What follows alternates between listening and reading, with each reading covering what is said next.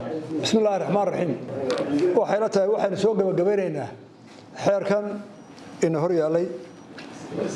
oo aad looga dooday oo muhiim ah oo ah xeerka rahanka hantida guurtada ah oo banka Jamhuuriyadda Soomaaliya soo ururiyay qorona ay badan ka dooday waxay tahay wuxuu joogaa waqti loo codeynayay sidaa darteed xeerka inta oo gori gacanta taagto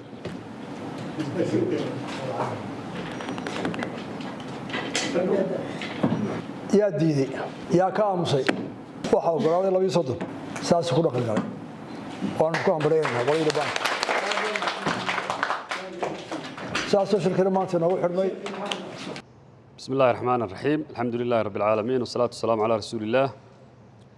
كالفردقي شنيا بقولي شنيا لباتناد يقولها وزيرة جمهورية الصوماليلان وما أنت هاي تاريخ تهاي سجالي لباتن كي بشي لبات لبكون يافري لباتن كقب صوبين قصر مدحتوية جمهورية الصوماليلان لما كانوا وشرق الدوميني مدحوينها جمهورية الصوماليلان مدن المسبح عبدي كنا وهلني مدحوينك وحجين كقرنك مدن عبد الرحمن عبد الله إسماعيل السيلعي أيها لقول له فقري قضب الله حريرة أمنية من تغضى هي حالة دقود الدباء تاني يوم مركي جمهورية الصوماليلان أي هشيس يسافقرد لك الشيء دولة الفدرال كإثيوبيا كاسو لبدا الدولة أي كلا الصحيحين كودي بشي كوباد لبكون يافري لباتن waxay dawladda Soomaaliya qaaday dagaal qaawan oo ka dhan ah shacbiga Jamhuuriyadda Soomaaliland dawladda Soomaaliya kadib markii ay ku hungowday ama ay ka soo qoosteen beesha caalamka waxa ay miciinsadeen inay iskaashadaan kooxo kala duwan oo xag jira sida ay marar badan meediyaha ka sheegeen مسؤولين سرسرة وكثير سنقوله هذا وسير هذا سلمر كانا وكور رمي شيخة حسن داهر ويس سقوا وربحين خطبات كتشيدينية سلا الراديو هاي ما مشو دولة الصومالية راديو مقدشو تلابوين ككلاء عدو النماذج هاي قاضي دولة مقدشو وحكم ده ummadda oo dhamay ay la yaaban tahay diyaarad nooca gargaarka ah ee ambalaaska loo yaqaano oo dad xanuunsanaya ka qaadaysay ama muwaadin xanuunsanaya ka qaadaysay magaalada Hargeysa oo aviation-kooda ama dawladoodu ay dhexda ka celiyeen arintaas oo xaqiiqo ah oo diyaaradii iyo shirkadii lahayd bay xaqiijiyeen dawladda Soomaaliland ay xaqiijisay arrintaas celinta ambalaas u socota gurmad dad xanuunsanaya waa dambi ka dhana bini'aadanimada oo waxa loo yaqaan crimes against humanity waxa kale oo kamid ah in la beegsanayo oo la bartilmaameedsanayo muwaadiniinta reer Soomaaliland ee ku sugan deegaamada ay maamusho dawladda Soomaaliya dadkaas oo ay kamid yihiin kuwii la dilay ogeydeen ee meedkooda la soo qaaday ee Soomaaliland lagu aasay kuwa la jirdilay kuwa la xidhxidhay iyo kuwa kale oo la hadidayo oo loo hanjabayo faldambiyadaas oo dhan waxa galaysa hay'adaha amniga ee dawladda Soomaaliya iyagoo isticmaalaya dhaqaalaha iyo taageerada ay beesha caalamku siiyaan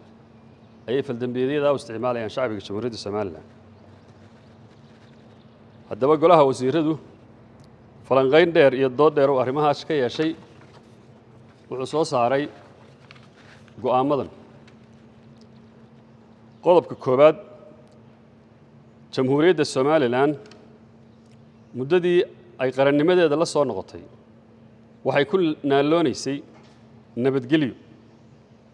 iyada oo xiriir fiican la lahayd dawladaha dariska waxaanay ka qayb qaadatay Jamhuuriyadda Soomaaliland in gobolka Geeska Afrika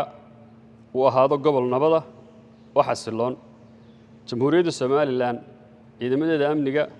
iyo dawladdeedii hay'adaheedu waxay ka qayb qaateen nabadgelyada gobolka Geeska Afrika sida aawadeed dawladaha jaarka waxay jamhuuriyadda Somaliland u soo jeedinaysaa inay Somaliland kala qayb qaataan xasiloonida iyo nabadgelyada ay ku noolaanayso gobolka Geeska Afrika laba golaha wasiiradu waxa uu dawladda Soomaaliya u soo jeedinayaa inay ka waantowdo colaadaha ay abaabulayso ee Somaliland ka dhanka ah ee ku wajahan muwaadiniinta reer Somaliland ee ku nool dhulka ay maamusho kuwaasoo ay ku waxyeeleynayso magac dawladeed in dadka Somaliland jamhuuriyadda Somaliland magac dawladeed lagu waxyeeleeyaa horey u soo martay waxa suuq iyo dhibaato loogu geystay sida aawadeed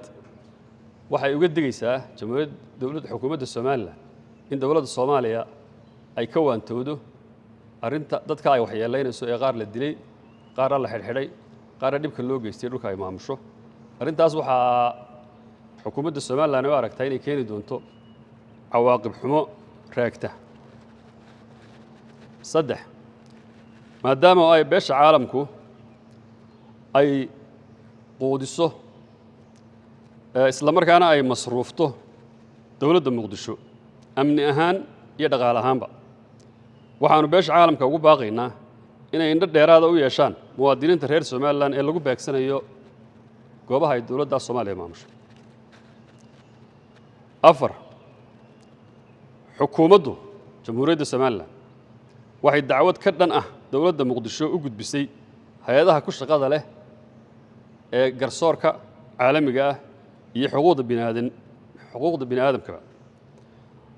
waxaanay xukuumaddu ugu baaqaysaa in hay'adahaasi ay tallaabo ka qaadaan oo baadhis madax bannaan geliyaan dilalkaas loo geystay dadka reer Somaliland iyo jirdilka loo geystay muwaadiniinta reer Somaliland dacwaddaasoo ay xukuumaddu u gudbisay hay'adaha ay khusayso shan jamhuuriyadda Somaliland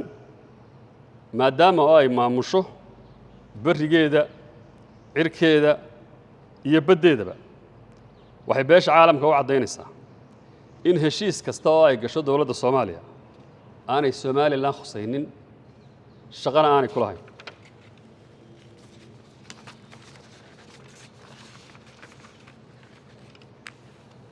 lix xukuumadda Somaliland waxay cambaaraynaysaa amarada ay dawladda Muqdisho ku khalkhalgelinayso gaadiidka cirka iyo badqabka isticmaalka hawada ee Geeska Afrika oo ay ugu dambeysay khatartii soo waajahday diyaaradihii Ethiopian Airlines iyo Qatar Airways ee maalintii Sabtidii isku sigtay inay isku dhici gaaraan taasoo amar khaldan oo laga soo bixiyay magaalada Muqdisho ay sababtay sida ay cadeeyeen pilotkii diyaaradda waday Qatar Airways iyo mas'uuliyiinta labadii shirkadood ee diyaaradaha Ethiopian Airlines iyo Qatar Airways arintaasoo haddii ay dhici lahayd ilaahay naguma keenee masiibo aad u culus noqon lahayd waxaanay ku timi mas'uuliyad darrada iyo xilkas darrada ay sameeyeen maamulka Soomaaliya si adag ayaa xukuumadda Somaliland u cambaaraynaysaa toddoba golaha wasiiradu waxa uu ugu baaqayaa beesha caalamka gaar ahaan hay'adaha ay khusayso maamulka hawadu sida ECAWA iyo EATA iyo shirkadaha waaweyn ee isticmaala hawada Somaliland inay maamulka hawada si buuxda ugala soo xiriiri karaan oo kaliya jamhuuriyadda Somaliland cid kalena aanay kala xiriiri karin sideed golaha wasiirada jamhuuriyadda Somaliland waxa uu shacbiga Somaliland ku bogaadinayaa sida ay u ilaashanayaan qarannimadooda iyo wada jirkooda isla markaana uga feejigan yihiin wax kasta oo dibindaabiyo ku ah qarannimada Somaliland waxa kale oo goluhu shacbiga ku bogaadinayaa tan iyo intii ka dambeysay heshiiska isafgarad ee ay Somaliland iyo Jamhuuriyadda Somaliland iyo dowladda federaalka Itoobiya kala saxeexdeen inay xaqiiqowday himilooyinkii ay shacbiga Somaliland lahaayeen ee ay muddada badan ku taamayeen oo ahaa inay beesha caalamka ka mid noqdaan waxaan leenahay hambalyo shacbiga reer Somaliland qodobka 9aad ee ugu dambeeya golaha xukuumaddu